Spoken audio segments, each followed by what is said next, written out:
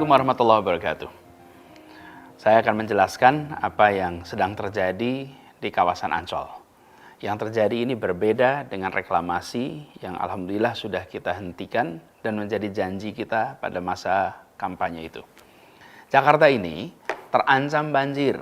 Salah satu sebabnya karena ada waduk, sungai yang mengalami pendangkalan atau sedimentasi.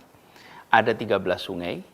Kalau di total panjangnya lebih dari 400 km, ada lebih dari 30 waduk, dan secara alami mengalami sedimentasi. Karena itulah kemudian waduk, sungai itu dikeruk terus-menerus, dan lumpur hasil kerukan itu dikemanakan? Lumpur itu kemudian ditaruh di kawasan Ancol.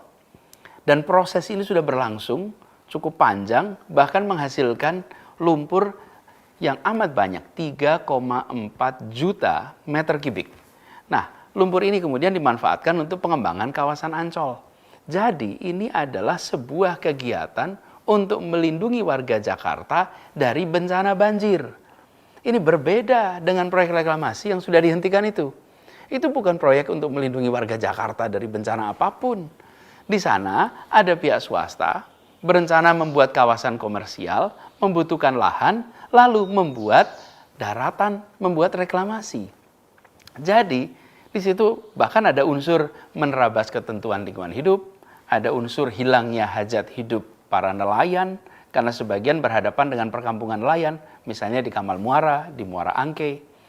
Lalu ini juga berhadapan dengan kawasan Cengkareng Drain dan muara Sungai Angke. Efeknya mengganggu aliran sungai ke laut lepas. Jadi bukan membantu mengendalikan banjir, tapi malah berpotensi menghasilkan banjir. Nah, kegiatan reklamasi yang 17 pulau itu, pantai, sudah dihentikan dengan cara mencabut 13 izin atas pantai pulau sehingga tidak bisa dilaksanakan. Lalu 4 yang sudah terlanjur jadi harus mengikuti semua ketentuan hukum dan juga ikut memberikan manfaat bagi masyarakat. Itu janji kita dan alhamdulillah itu sudah dilaksanakan. Jadi alhamdulillah itu sudah tuntas. Jadi kembali kepada soal Ancol ini.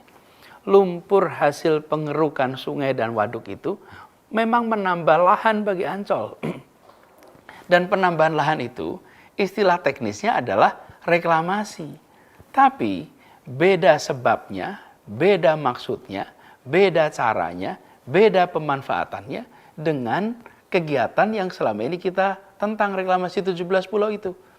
Dan ini bukan bagian dari kegiatan reklamasi 17 pulau itu. Ini adalah bagian dari usaha menyelamatkan Jakarta dari bencana banjir. Jadi, masalahnya bukan sekedar soal reklamasi atau tidak reklamasi. Masalahnya adalah kepentingan umumnya di mana? Rasa keadilan sosialnya di mana? Ketentuan hukumnya bagaimana? Nah, yang 17 pulau itu tidak sejalan dengan kepentingan umum, kemudian ada permasalahan dengan hukum, ada mengganggu rasa keadilan. Sementara yang di Ancol ini adalah proyek pemerintah untuk melindungi warga Jakarta dari banjir, lalu dilakukan pengerukan sungai, waduk, yang kemudian menghasilkan lumpur. Di situ kemudian muncul yang biasa disebut tanah timbul karena penimbunan lumpur di sana. Jadi pengerukannya oleh pemerintah, pengelolaan lahannya oleh pemerintah, dan pemanfaatannya untuk seluruh rakyat. Jadi apalagi program ini tidak mengganggu kegiatan nelayan, tidak menghalangi aliran sungai manapun menuju laut, dan ini sudah berlangsung selama 11 tahun. Lalu untuk memanfaatkan lahan yang sudah terbentuk itu, yang ukurannya 20 hektar itu, Pemprov DKI harus memberikan alas hukum untuk memenuhi syarat legal administratif. Untuk itulah kemudian Keputusan Gubernur nomor 237 2020 dikeluarkan sehingga tanah itu bisa dimanfaatkan dan bisa dimanfaatkan segera untuk kepentingan publik. Mungkin jadi pertanyaan, bila yang dibutuhkan itu memang hanya lahan 20 hektar, kenapa pemberian izinnya seluas 155 hektar? Jadi begini, pengerukan ini akan jalan terus. Pengerukan sungai, waduk, bahkan ke depan penggalian terowongan MRT, tanahnya pun akan ditimbun di tempat ini. Karena itulah ada kajiannya, Dan dari hasil kajian AMDAL, lokasi yang dibutuhkan adalah sebesar 155 hektar. 120 hektar di sisi timur, 35 hektar di sisi barat. Yang juga disediakan kawasan yang nanti akan bersebelahan dengan stasiun MRT di Ancol. Jadi, apa yang dikerjakan oleh Pemprov DKI Jakarta, kemudian BUMD milik Pemprov DKI Jakarta, dalam hal ini adalah pembangunan Jaya Ancol, adalah untuk melindungi warga Jakarta dari bahaya banjir. Dan kegiatan ini, perluasan ini bukan dipakai untuk kepentingan eksklusif, sekedar komersial, tapi justru manfaat dari lumpur hasil kerukan itu jadi lahan yang dipakai sebanyak-banyaknya untuk manfaat masyarakat di Jakarta. Lalu selama 11 tahun ini berjalan tenang-tenang saja. Mengapa? Ya sederhana, karena penimbunan ini tidak mengganggu kegiatan nelayan. Kawasan ini jauh dari perkampungan nelayan. Kawasan ini berdampingannya dengan apa? Berdampingan dengan kawasan industri Ancol, dengan pelabuhan Tanjung Priuk, dengan daerah pantai Taman Impian Jaya Ancol. Dan terkait lingkungan hidup, pihak Ancol diwajibkan untuk melakukan AMDAL dan semua kewajiban turunannya. Karena itu saya tegaskan bahwa pelaksanaan pengembangan kawasan Ancol ini memang bukan bagian dari proyek reklamasi yang bermasalah itu. Mungkin jadi pertanyaan, mengapa sekarang jadi ramai, jadi riuh rendah? Begini, setelah terbentuk 20 hektar lahan ini, belum punya status hukum, efeknya lahan itu tidak bisa dimanfaatkan. Untuk bisa dimanfaatkan, Pemprov DKI harus mengurus hak pengelolaan lahan. Kemana? Ke Badan Pertanahan Nasional. Dan itu semua membutuhkan persyaratan legal administratif agar lahan ini punya alas hukum dan bisa dimanfaatkan.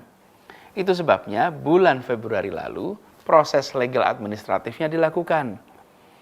Dan di kawasan ini akan diambil 3 hektar dari 120 yang direncanakan, dari 20 yang sudah ada, hanya 3 hektar untuk membangun Museum Sejarah Nabi.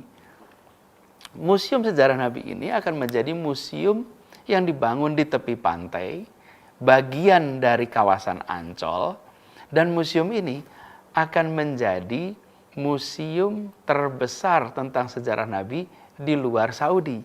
Insya Allah ini akan menjadi magnet bagi wisatawan bukan hanya Indonesia, tapi seluruh dunia. Nah, untuk itu harus disiapkan semua dokumen legal administratifnya agar pengurusan lahannya bisa dilakukan, agar pembangunan bisa segera dilaksanakan. Lalu mungkin ada pertanyaan, mengapa perlu ada perluasan Ancol? Ya, kawasan ini memang dirancang untuk berkembang sebagai pusat kegiatan wisata. Bukan saja bagi Indonesia, tapi harapannya bagi Asia Tenggara, bahkan Asia. Ancol saat ini ukurannya sekitar 200 hektar. Setiap tahun ada lebih dari 20 juta pengunjung. Manfaat ekonominya bagi Jakarta amat besar. Jadi, lahan yang sekarang terbentuk akan dimanfaatkan untuk pengembangan, dirasakan manfaatnya bagi masyarakat luas, dan bukan cuma untuk Museum Sejarah Nabi, tapi ini menjadi kawasan pantai terbuka untuk masyarakat, dan kita ingin kawasan Ancol ini menjadi yang terbesar dan yang terbaik sebagai kawasan liburan di Asia. Jadi, dikeluarkannya Kegub ini untuk memanfaatkan lahan yang sudah dikerjakan selama 11 tahun dan sama sekali tidak mengingkari janji. Justru ini menjadi pelengkap bahwa kita memang mengedepankan kepentingan umum, mengedepankan ketentuan hukum, mengedepankan keadilan sosial. Proses pembangunannya pun tidak merugikan nelayan. Dan kawasan ini terbentuk dari lumpur hasil pengerukan sungai untuk mencegah banjir. Jadi semuanya mengikuti ketentuan hukum yang ada. Dan pelaksananya pun adalah BUMD milik Pemprov DKI Jakarta yang harus mentaati semua ketentuan hukum termasuk ketentuan AMDAL. Lalu nantinya menjadi pantai yang terbuka untuk rakyat, kawasan liburan bagi semua. Dan insya Allah bisa menjadi pusat liburan bagi masyarakat Indonesia, bahkan Asia Tenggara. Jadi ini penjelasan saya terkait dengan kegiatan yang sedang berlangsung di Ancol. Sekali lagi saya tegaskan, insya Allah semua janji itu telah dan akan terus dilaksanakan. Semua ikhtiar dilakukan untuk melaksanakan amanah ini dengan sebaik-baiknya. Sambil selalu berdoa kepada Allah Subhanahu wa taala, semoga selalu diberikan petunjuk, selalu dibukakan jalan-jalan yang lempang. Dan saya berharap dari semua, mohon doakan agar bisa amanah dalam menjalankan tugas ini. Terima kasih. Semoga Allah Subhanahu wa taala merahmati kota Jakarta dan Allah Subhanahu wa taala melindungi kita semua. Assalamualaikum warahmatullahi wabarakatuh.